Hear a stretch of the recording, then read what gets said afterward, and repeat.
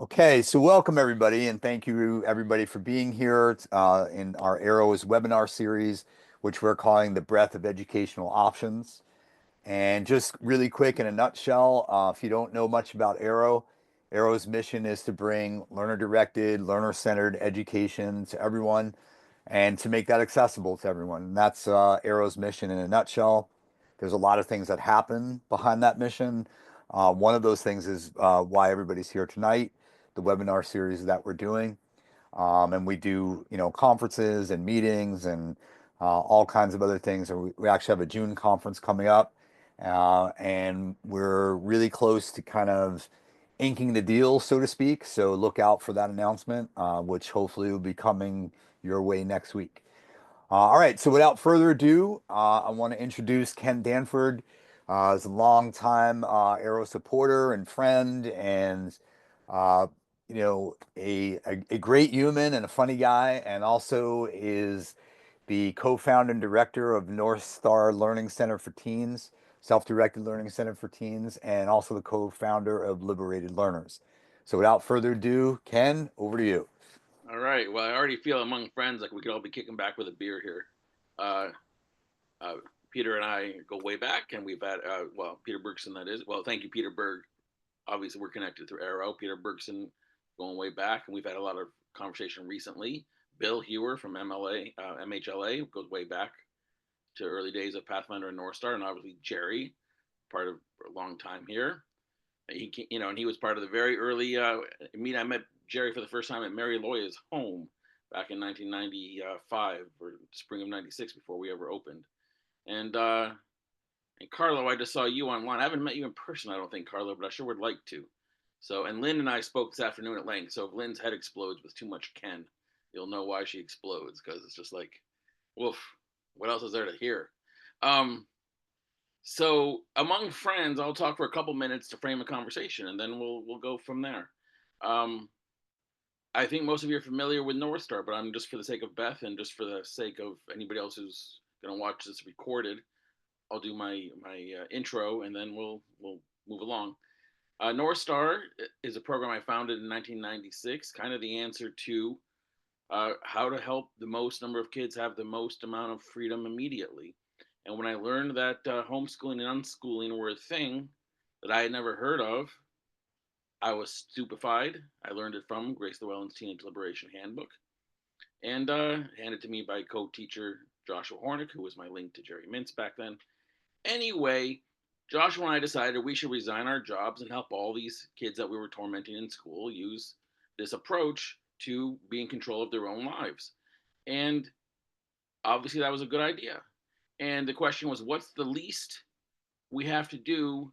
Well, first of all, we wanted to orient ourselves and our relationships with teens so that we were no longer cajoling them or coercing them to do what we needed them to do in terms of, work outcome for the sake of credits, for the sake of grades, for the sake of curriculum frameworks, for the sake of being allowed to help them graduate. We wanted no part of any of that. And when we learned that these kids who were homeschooling, unschooling, were getting by fine into college without any credits or grades from anybody, and they didn't need that kind of uh, stamp of approval from us, then we were like, well, we're not going to offer it to you. You don't need our stamp of approval, and you should know that. And so we just want to become coaches, supporters, hosts to make something possible that you wouldn't do without us.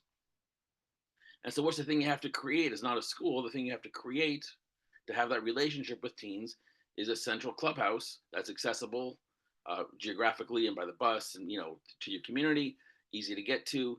That is centrally located by a library and by some shops and food and whatnot, where kids can come and go and not trapped there, and to be as affordable as possible for the most people. And obviously, that's been. I'll talk more about the finances later, but how can we help the most kids utilize this approach, understanding that if everybody wants to homeschool, there's no limit. It's not like starting a private school or a charter school that would inherently have, a capacity and then a wait list. I wanted it to help all my kids who were trapped in school not have to go tomorrow. And so anything that was a half measure wasn't going to be good enough. And I didn't want to have to make any of them write any reports they didn't want to write. I didn't want to make any of them do any fractions or math problems they didn't want to do.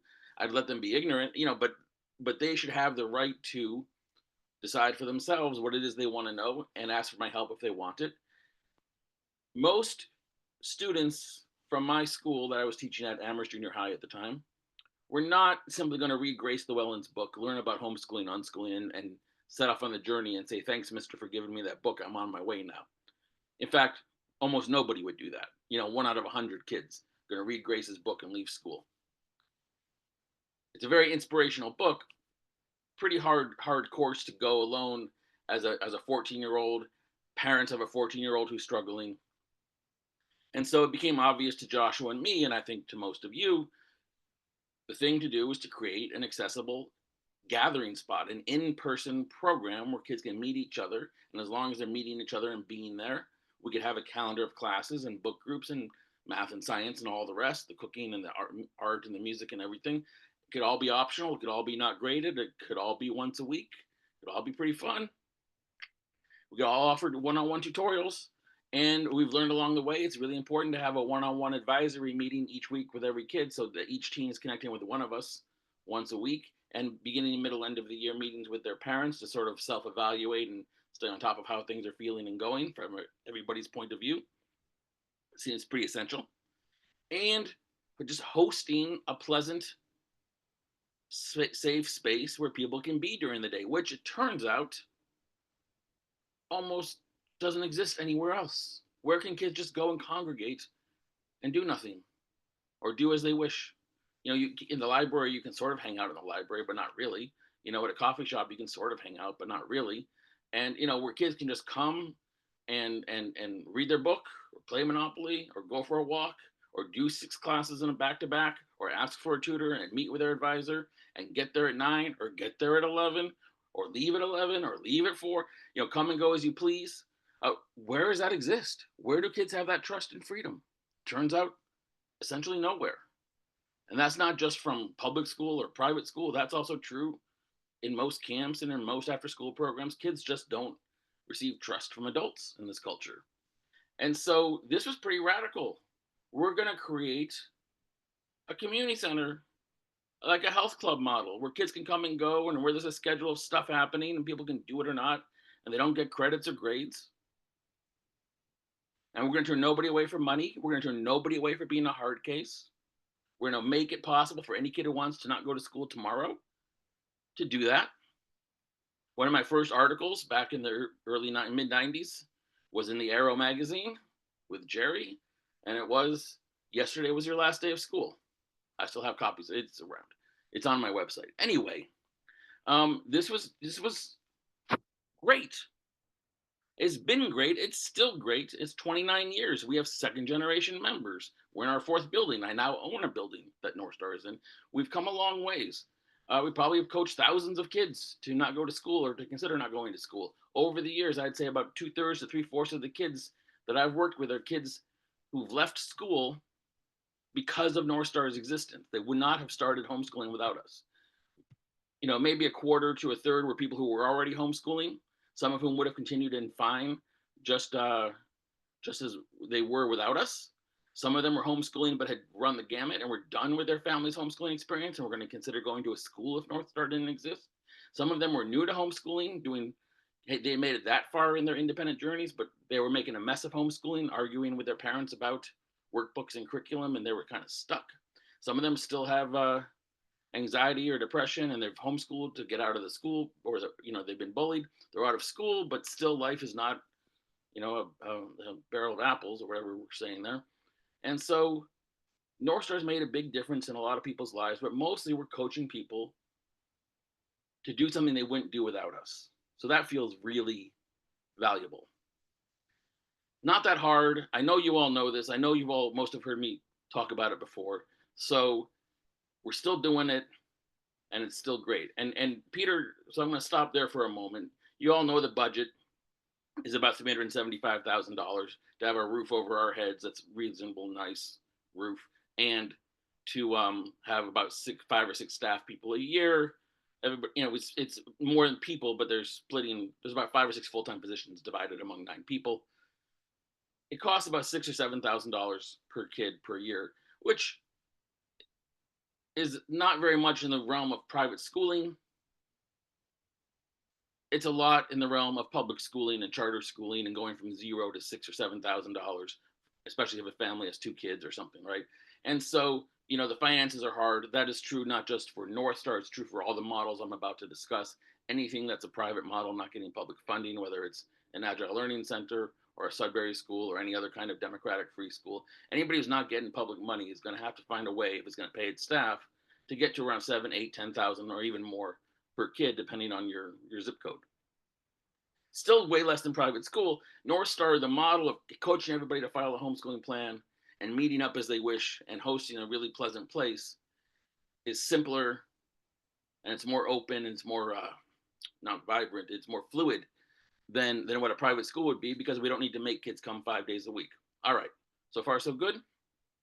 All right, um, you all know, and many of you have been there from the beginning with me, that in 1990, the title of this is The Breadth of Educational Options Today, or something like that. So thank you, Peter Berg. In 1996, who thought this way? There were the unschoolers. There was John Holt. There was Peter Bergson. There was Bill. You may have been part of this too. Arrow was going. Jerry, you're there, right? Um, one of my first visits with Joshua Hornick was to the Albany Free School. There was Sudbury, which I still haven't visited. I watched the movie about Summerhill. I got to meet John Taylor Gatto through Arrow conferences, and I actually had a bunch of kids do a panel for him at one point, and John was on our board for a while, our advisory board, and it's fun to know him. Through our work, we had Susanna Sheffer on staff for 20 years. When she moved to the Valley, she got connected with Northstar through Peter Bergson, of course, and but through Susanna and Pat Faranga, a connection to John Holt himself, sort of. He passed away, and I never knew him, but these were the roots. But who was there to visit? Who was there to witness? What was there to observe, to learn, to figure out how to do this? There was really, bless you all, and don't take this personally, but there was really no other. Open connections, I guess, but that was a 2 day a week. I didn't see you too much later in my career, Peter. Right, visiting. There weren't a lot of other people helping kids leave school to use homeschooling. There were some very interesting co-ops. There's a very long-standing co-op where I live here that's particularly excellent, and we have seen many other excellent homeschooling co-op groups come and go over the years. That's how they're supposed to do it, and it works very well. But a professionally run program that's a drop-off program to help miserable kids leave school and use homeschooling to get out of the whole confinement of 5 days a week till age 18 before you're allowed to have your life. No one else was talking that way. No one else was using those words in those sentences. And now, 29 years later, it's quite different, right? It's stunningly different. How many people are engaged in this movement now? Right? How much money is behind some of the people in parts of the movement? How, everywhere you go, there is some interest and awareness for alternatives to conventional schooling. And this whole current school choice, micro school movement, using all the words at once, and I know there's people want to separate them out, but the whole, movement for alternatives is tremendous compared to what it used to be. It's just astounding, and so that's very, very exciting.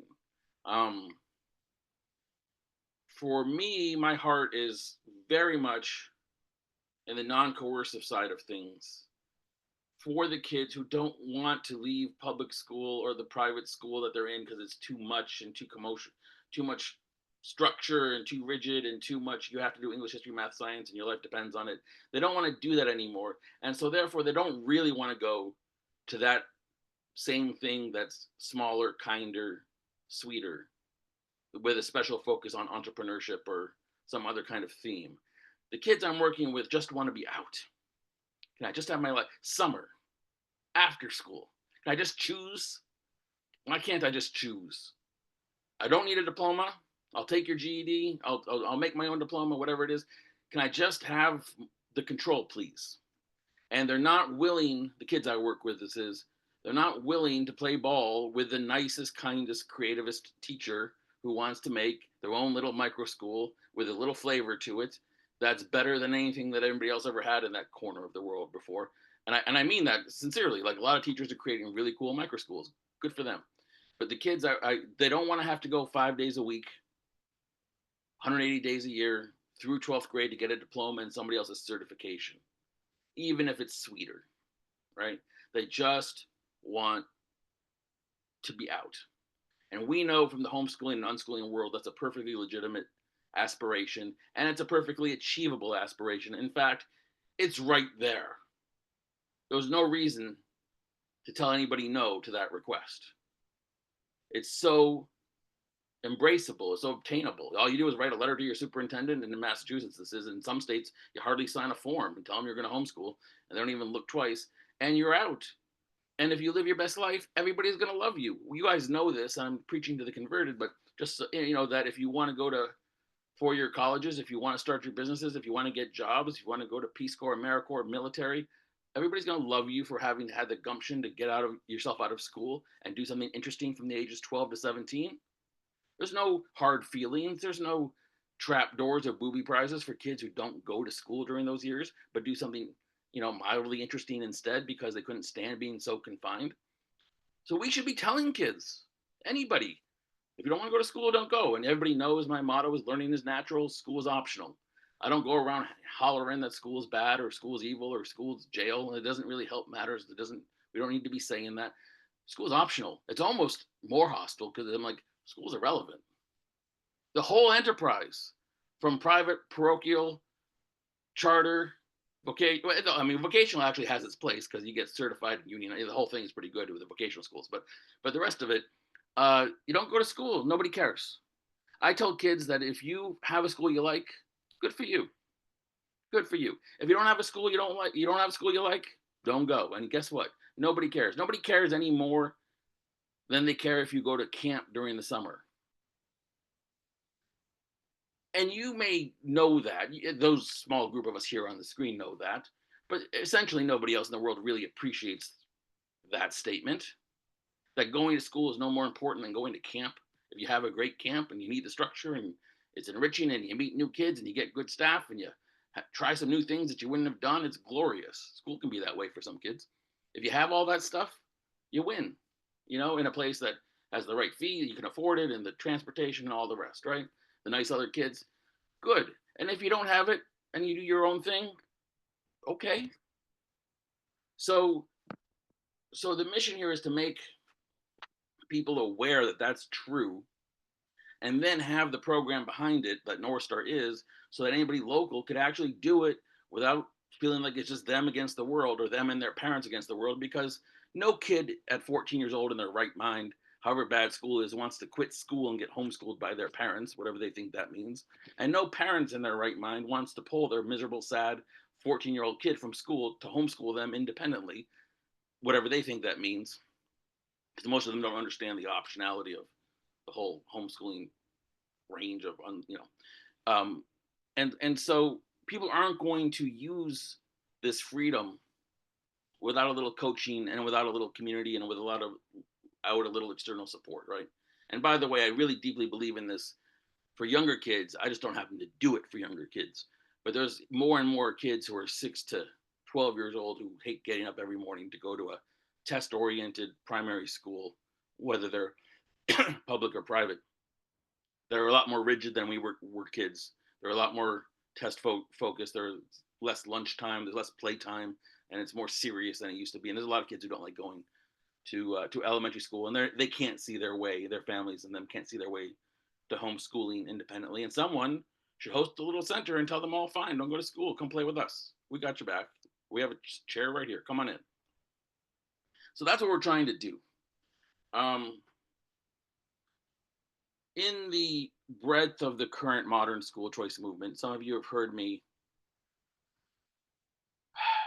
I've been very excited for some of the past 2 years, and I've been very stuck part of the past 2 years, right? I'm very enthused. I've seen a lot of people start and close Liberated Learner centers, Liberated Learners being the network of Northstar modeled centers, right? We don't franchise. No one else is opening Northstar. but everybody opens their own program and gives it their own name, compass and beacon or light or whatever. So it's great. Um, but watching people open and close, I don't find gratifying. I don't find redeeming. I don't find any value in that. And it's sad. And the biggest problem is funding. And I've come to the conclusion that at some point we have to have public funds because most people don't have enough capital to start with. Most people don't have clientele that can pay 10 to 15 to 20,000 per kid if you're going to try to be inclusive of everybody in your community. Most people need to pay staff reasonable salaries that are professional salaries in their communities, and to do that just takes more money, and there's not enough philanthropy to go around. There's some philanthropy but not enough to really go around, and obviously some people can be fortunate to have philanthropy for their center, but that's not a national policy program. That's just someone is good at it and gets lucky and knows the right people and can fund themselves with persuading the right people to help them do their project. That is fantastic. I'm totally for that, and that's kind of my life. But it's not a replicable strategy. And so the strategy really has to be some form of public funding. And then I'm mixed on what that public funding should look like because I learned about ESAs. I'm partly very excited about that and then partly not.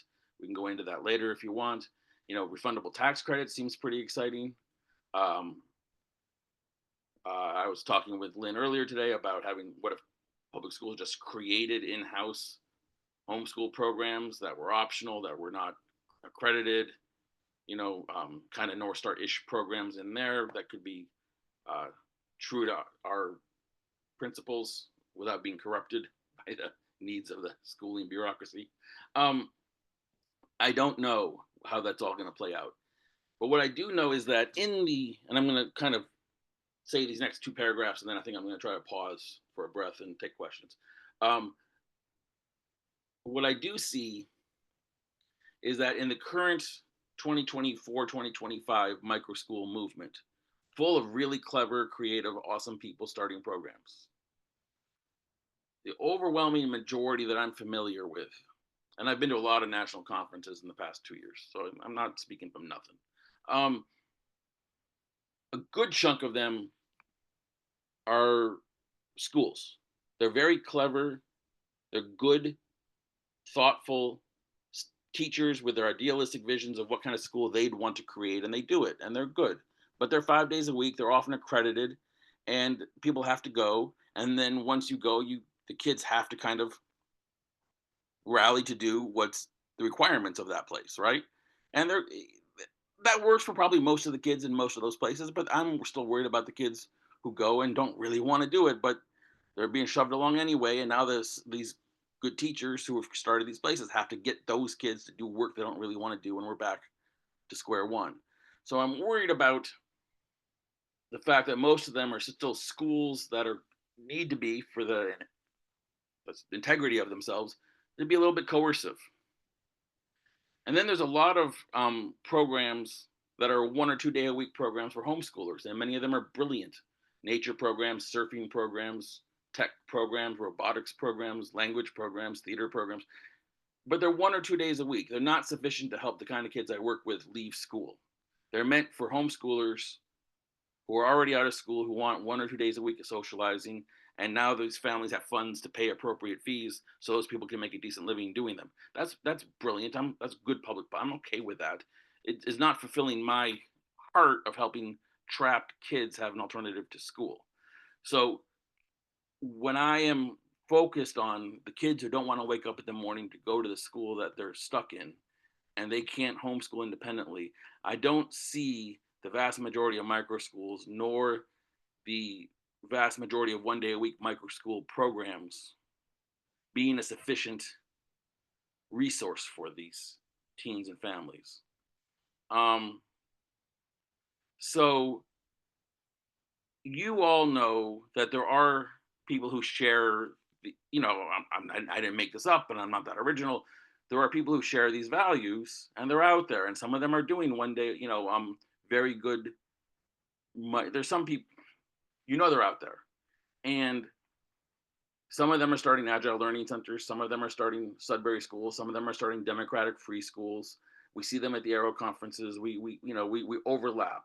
But overall, all of us combined are a tiny sliver, a tiny what inlet in the ocean of school choice, right? I mean, we're just a tiny little lagoon. Um, and so the question I think that Peter Berg is asking me to focus on is how do we spread the word? How do we help more people realize that as long as we're jumping ship from conventional schooling, and whether that's conventional public school or conventional private school, you could jump past the part that is conventional micro school all the way out to this freedom land where we can respect kids and ask them what they want to do and take no thank you for an answer and let them grow up, on their own terms, and that it works. So that's what we want more of. And I guess we can all discuss together how much of that we see happening in the current wave, right? So I'll pause there and take some questions about any of that scene. Awesome, Ken. Thanks, Ken. So I think a lot of you have been here and you know how we do it. We just use the raise your hand function. If you want to go ahead and ask a question. So I'm actually going to throw my hand in there because I have a question. Yep. Um, so obviously, Ken, you and I have talked about this a bunch, and going off of what you just said, as you know, been visiting a lot of schools and micro schools, etc. Um, and I see the same thing that you see, right? That there are these, wonderful micro schools, popping up with, wonderful people with wonderful intentions. And, so in the beginning, I would visit them, right? And then go back maybe for another visit. And then what I would see on the second visit was it was getting more conventional. And so my question is that do you think without having, I won't say necessarily a Northstar um, ideology, so to speak, but like if you don't have that in mind, do you think that's sort of inevitable that that happens where people sort of go back to what they know? Is that did I ask that well?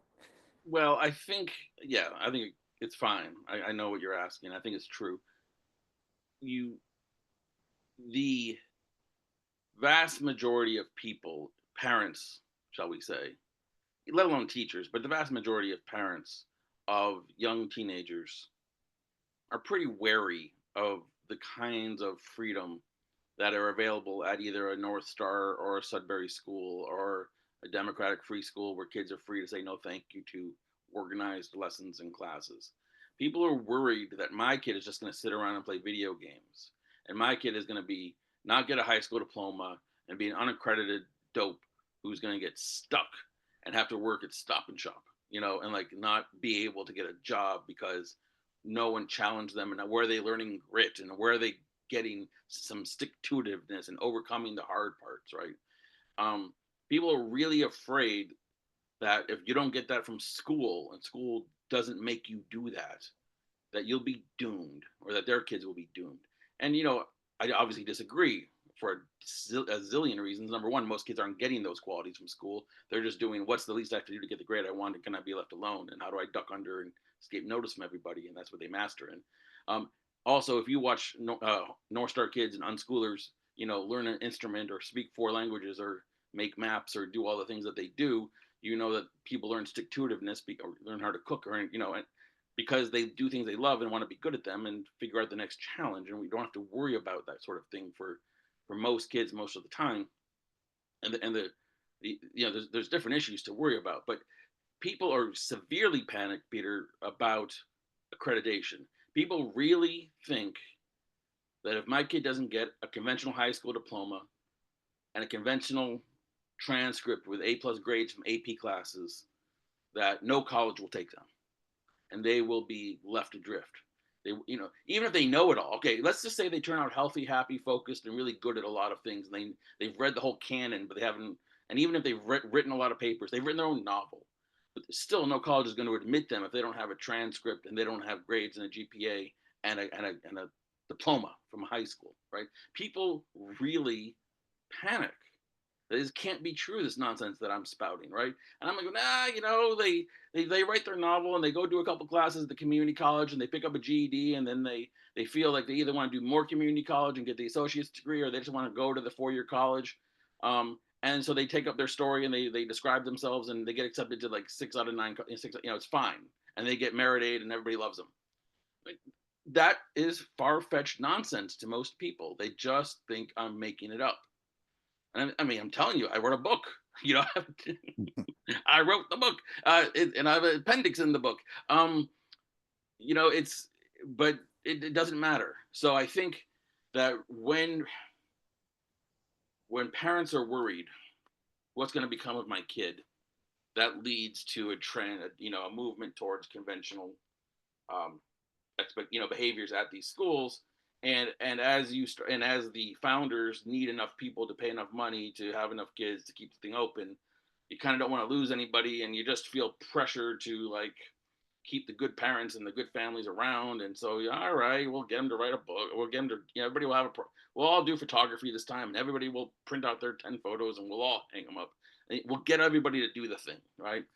Instead of just letting the one kid who really wants to have the photography exhibit do it, right?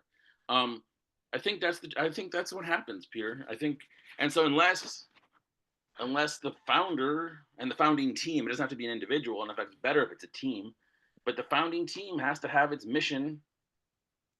And I'll say one, Jerry, I got your hand. I'm going to just finish this up. Our mission at Northstar from the beginning has been Northstar makes living and learning without school possible for any teen in the Pioneer Valley. Period, right? Everything we do should be to help make living and learning without school possible for any kid in the Valley. It is not Northstar is going to help all kids learn how to be entrepreneurs. It's not we will teach civics education and everybody will be a good democratic citizen. It is not everybody will learn robotics. Our mission is just, and it's certainly not everybody's going to read a book and get their, or do a math problem. Our mission is to help everybody who wants to live without school. And to be clear on that, and is the thing you're asking me to do furthering that mission or not? That's just the check. And as our team is solid and we've never wavered, like we don't have any doubt about that, right? It's easy to push back or hold the line or whatever metaphor we're using here.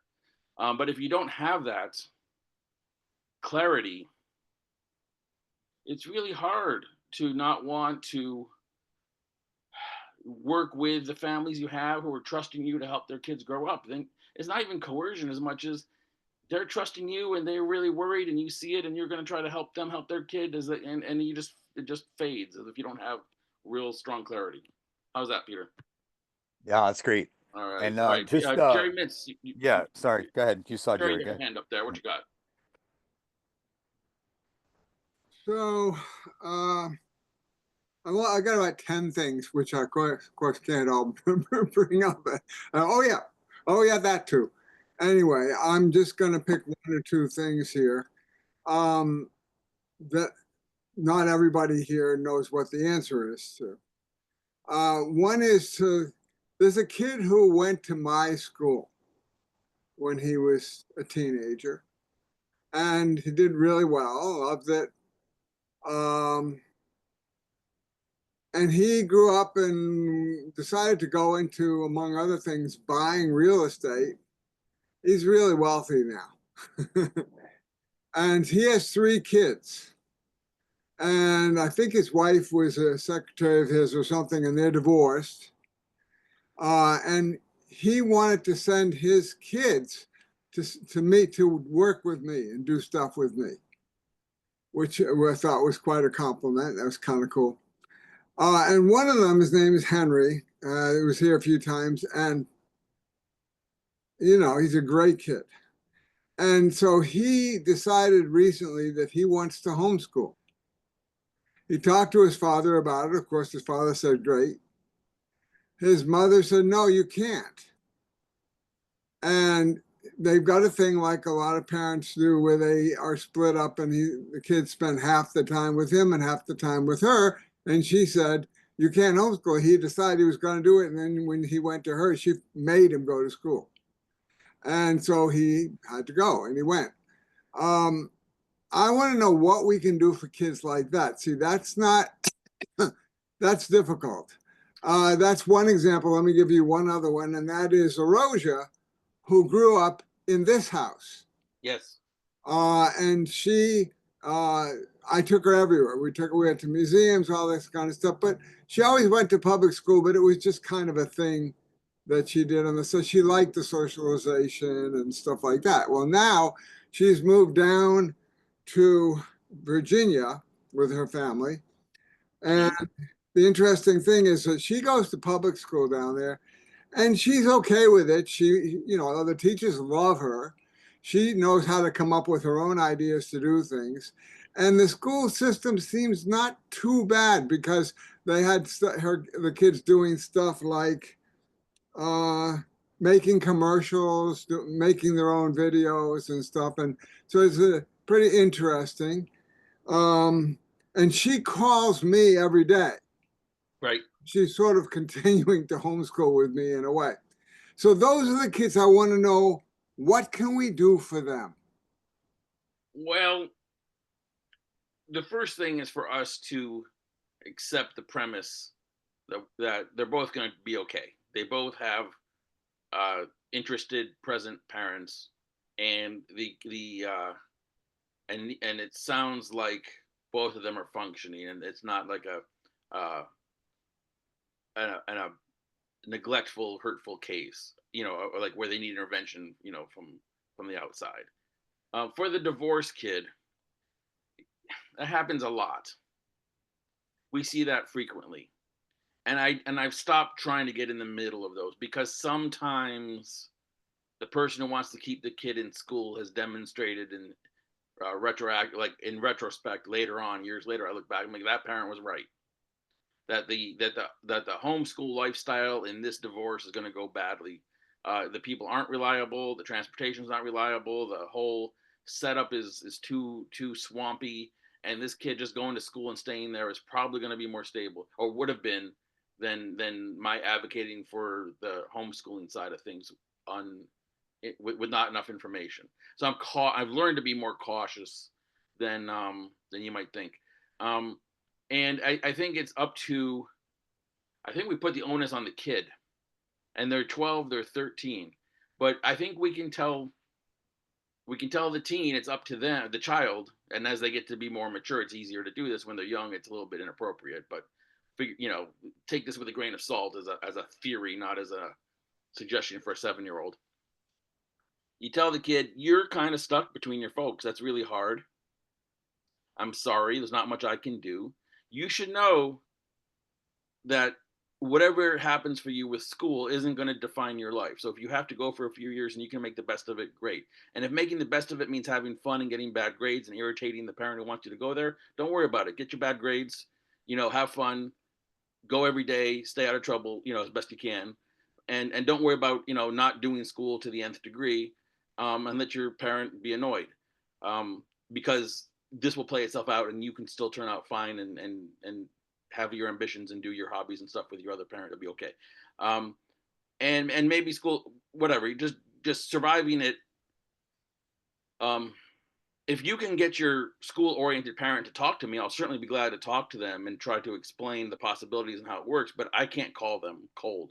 So you get your parent to call me. I'll be glad to talk to them and discuss what their concerns are and how I see those concerns. And sure, I can be an advocate, but I'm not going to jump in.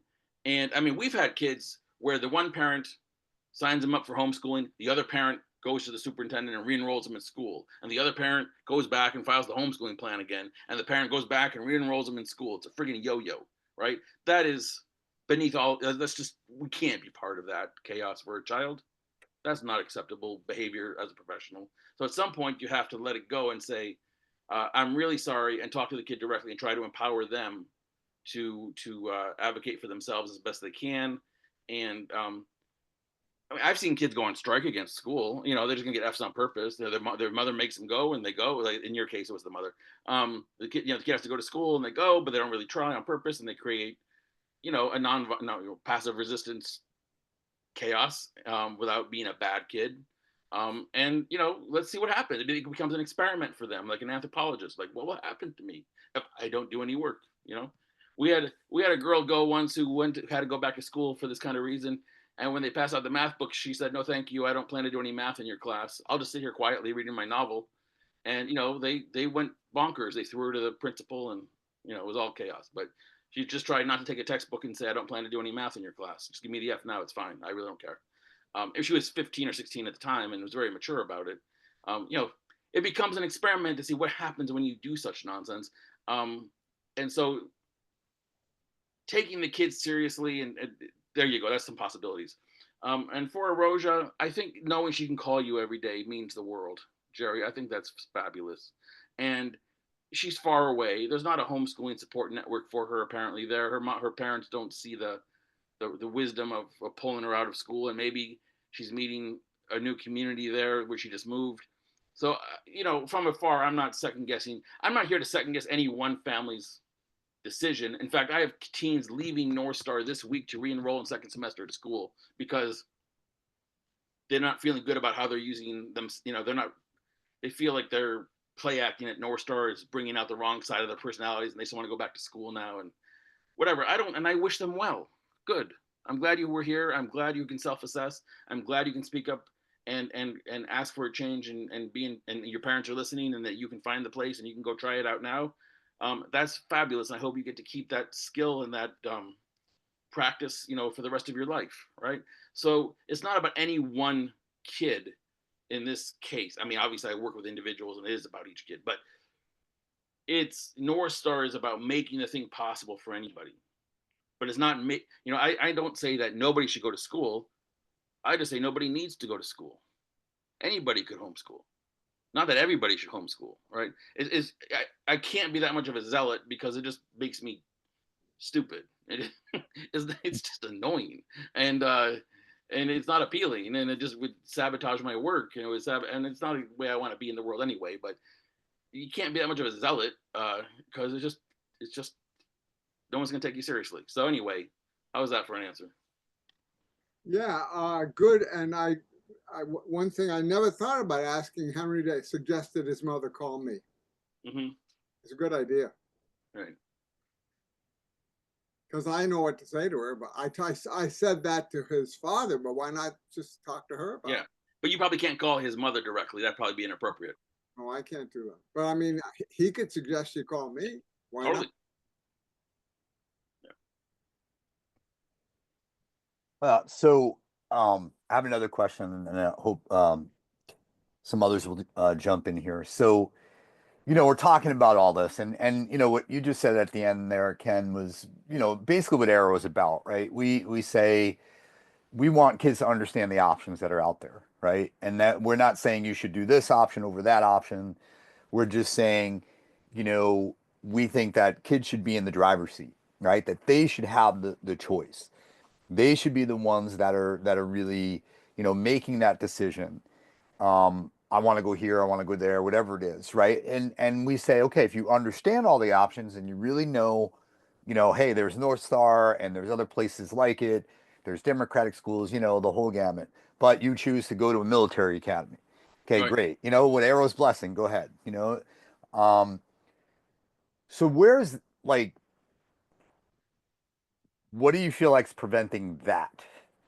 Not so much like preventing kids from doing self-directed, right? But really preventing this idea of, and we hear now, right? And the current administration is talking about school choice, and supposedly there's going to be money behind that and all of that. And I think we had a little, we were talking a little bit about all these options popping up. I still see, and I don't know what others see out there, and I'd love to hear from others on this. It's still the parents making the choice. I live in New Hampshire, and we've talked about this, right? There's great things happening in New Hampshire. The Secretary of Education, great vision, cool guy, talks a lot about parental rights. There's very little talk about student rights, right, Correct. and youth rights. And I know we've brought that up at other conferences that we've been at. So I guess like what do you see there? And I'm actually throwing this question out to everybody in the room here. What do we see and what can we do? And maybe am I missing something? Is there really more out there that I'm not seeing? Or is it, is there a lot more work to do on that front? No, I think that the expert on this panel well, I don't know about everybody's expertise, but I certainly know Peter Bergson's fighting for the rights of young people to speak for themselves and to be listened to. And, you know, he's been fighting that fight since before when I was still in elementary school. So I'm going to turn it over to you in a second, Peter. I'll do a quick answer and then see if you want to add in a thought here. Um, it's mostly just the fairly strong conviction among in our culture that young people don't know up from down and can't be trusted because they're dopes, and playful dopes. Like they're just too impetuous. They can't be serious. Kids don't know what they want, and all they're gonna do is eat Doritos and play video games, and we can't trust them with any kind of substantial choice. Are you crazy? What's wrong with you? That's my take on it, Peter. Peter Berg. Peter Bergson, you want to add in on that? Because you've been trying to trust young people long time. Well, first of all, I think you're absolutely right. The closing paragraph of, I think it's How Children Learn, where John Holt says, in my mind's ear, I can hear 1,000 voices saying, how can you be sure, and blah, blah. And that what it all ultimately boils down to is trust. So the paradigm, the prevailing unconscious model in our society is that you learn by being taught. And along with that is the belief that there's this set body of knowledge that everybody must master in order to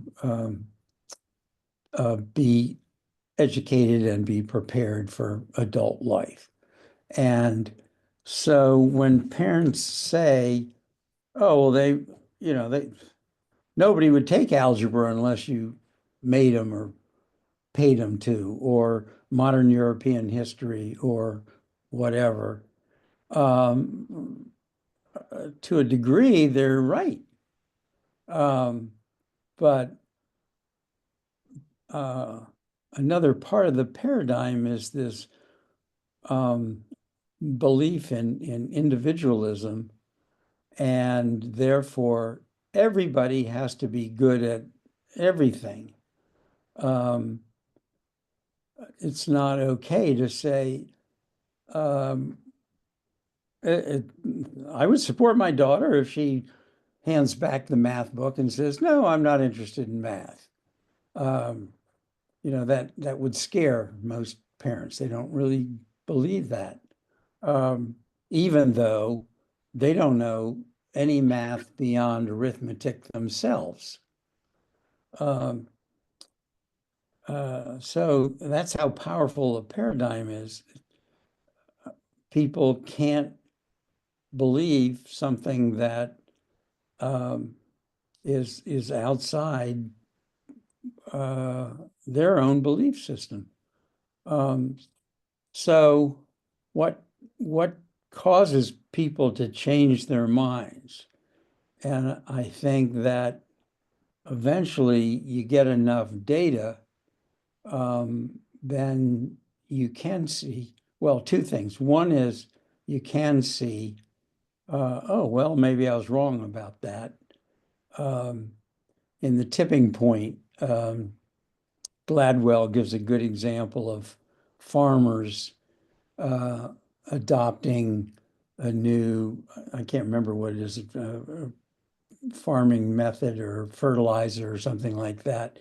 And almost all of them resist except for one or two outcasts. And then they end up doubling their crop.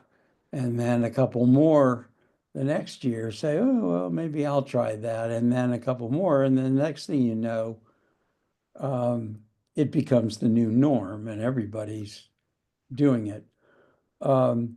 My belief is that most of the successes in what I prefer to call open education, so it leaves it open to all the different alternatives, are still a well-kept secret. There was the example of the the goat boy who went to Harvard, right? And it made the news. but they're considered, you know, such an outlier. Um, Hey, Peter, can I cut you off? I want to get to Carlo. Is that yeah, okay? but if you get enough outliers around, then, and I think that's probably part of your success when you interview families, is you can give them lots of examples Mhm. of young people, of parents who came with the same concerns they have, and how entrusting their young people to this new option, it actually turned out well. And if you get enough examples, eventually people will start. So I think one of the things that we should do is have a national campaign um, to publicize the successes in the same way that schools are forever publicizing, you know, their successes. All right, thank you. I'm going to Carlo and then to Lynn, but thank you, Peter. Appreciate all that. Carlo, your hand was up first.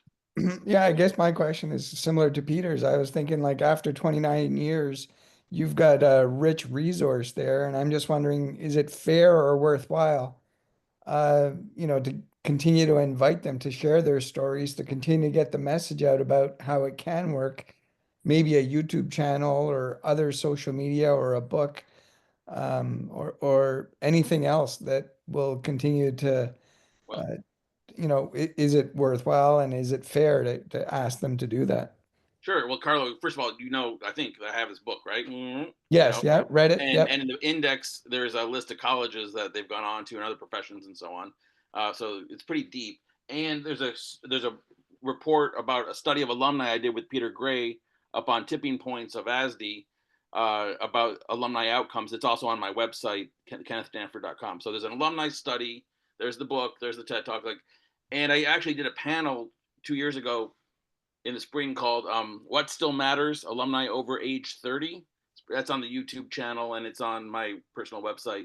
That's pretty hilarious. That's a good one. What Still Matters: Alumni Over Age 30. And I also did one this year called "Second Generation Members," and I had the kids and the grandparents and the grandkids, doing the conversation together about, the longevity of the approach in their families. So yeah, I mean, I still have access to a number of alums who are now in their 40s and parents who'd be happy to chat, all the way from new kids who are 11 and 12 up to, 45 or so. So that's There's, certainly there's possible. I'm another glad.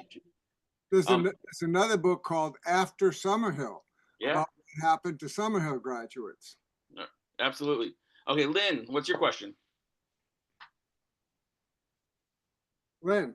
Yeah, so I didn't really have a question. I don't want to take us in a different direction, but people were talking about kids' rights, and I think, I'm a lawyer, and this is something that we talk about, and children's rights aren't really recognized in the law, and I think that's why everyone focuses on parents' rights. Mm-hmm. But it's a really interesting concept, and I actually have a colleague who is trying to work up a legal argument for a constitutional right for a child to withdraw from public school if it's not actually educating them.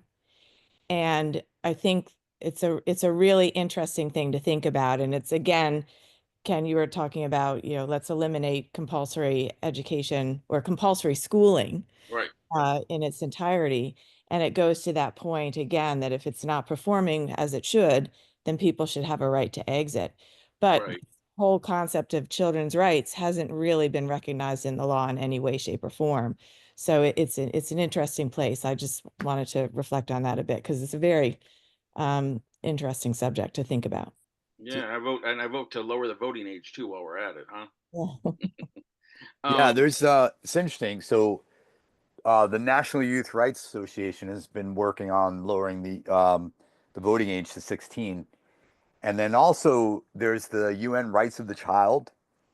And there's actually a group that we're affiliated with. I think they're called Rights Centric Education. And they're talking a lot about the rights of the child. But I mean, it's global, right? It's across the world.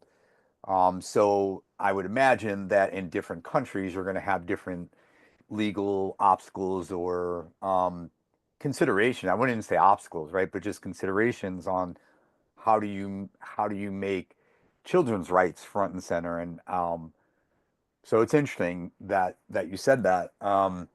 Although the UN and what they're doing is Right. very scary because they're really trying to push that public, all children should go to public school, and there's a big push on that right now. So what's happening in that sphere is kind of dangerous. Right. It's actually if you, going in okay. the opposite direction. The focus there is on the right of all children to have school to go to. Well, I think so. What the group that I'm referring to, so they found in that, in the, how do you want to say, the preamble or the charter or whatever you want to call it, that actually the word compulsory did not mean exactly that, right? So they're actually looking at the wording that actually compulsory didn't mean, right, compulsory schooling. So I think that's really interesting. And I agree, Lynn, with what you said, that that part of it is scary, right? That's like basically making that a global, right, initiative. And it's almost like, I mean, we could even say that it's like looking at it from almost the, you know, a crusade kind of idea where, we bring our Western ideas into these other countries and they got to go to Western schools and things like that. And so that, I think that's the scary part. I think if this group is correct on what they're saying, there's actually leverage there in the wording and maybe legally.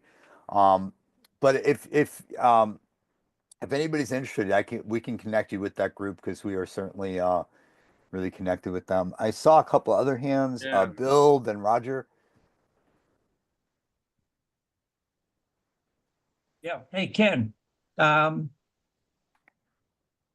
I ironically I had been meaning to get in touch with Pat Ferengi. We had a long talk this afternoon, and I had a question for him. He didn't have the answer, and I knew I was going to be on here tonight to see if I could ask you along the lines of the alternate education. You touched upon it briefly with community colleges. And for many, many years, we've been telling homeschoolers when they ask about diplomas here in Massachusetts, said, well, would you rather have a high school diploma or would you rather have an associate's degree at the same time?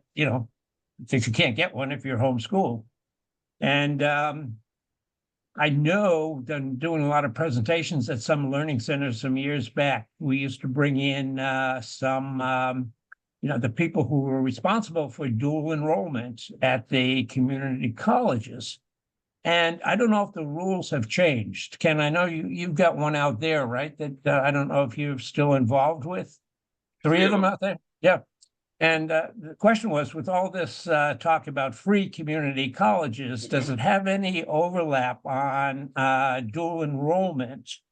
And also, I know that each of the community colleges, I thought they were all handled the same in the state, but apparently each one is funded or they appropriate dollars a little differently. Some have you pay some money, and that was before they went free. Yeah. Some would have, you could do it. Homeschoolers could get in at a younger age. They didn't have to meet the public school. So I don't know if you had any, I was looking for some updates if you knew what things Sure. look like now. Sure, I think community colleges are one of the grand solutions to all the problems in America. So I'm a big fan. Yeah. My daughter went for a year to one of them, and we see loads of Northstar teens use community college. If you're under 18, you can just sign up as a dual enrollment homeschooler and take one class or 4 classes. You can, all the credits will count. You do have to pay. The free tuition doesn't apply to the dual enrollment homeschoolers. Once you're over 18, you do have to have a diploma to enter. And so for most of our kids, that means taking the GED or HiSET exam, the equivalency exam between 16 and 18. You take that exam and that's sufficient for everything. But there's other homeschoolers who will just make their own diplomas and try to force the community college to accept their homemade diplomas, which sometimes, it works for the right people. And then there's that's the secondary thing at Northstar. The third thing that hardly ever happens at Northstar, but is more common in the world, is that unschooling people will do less unschoolers, but some will do an accredited homeschool program and get an online diploma from somebody, or even a Clon Lara or something. But the easiest path of least resistance in my corner of the world is start with community college whenever you're ready. In fact, Greenfield has no lower age limit, so you can have 12-year-olds there if you really want. Um, do some community college, see if you like it, pick up a GED, enroll, and you're off and running. And by the time you're 18, you can have a year or two of college done. And for the whole joy of living a better life, you can be a year or two ahead of yourself and save $100,000 while you're at it for 2 years of community college, right? And then, and then of course, the community colleges are streamlined into UMass. If you want to go to UMass, you can end up doing 2 years of community college and go to, funnel right into UMass, do 2 years of UMass, and be graduated from college by the time you're 20 with no stress, no bother, and very little debt, frankly. I don't. It just seems like a real important solution that people should have. And if you, do apply to 4-year liberal arts colleges or other kinds of colleges, and you get your scholarships, fine. But the community colleges are fantastic.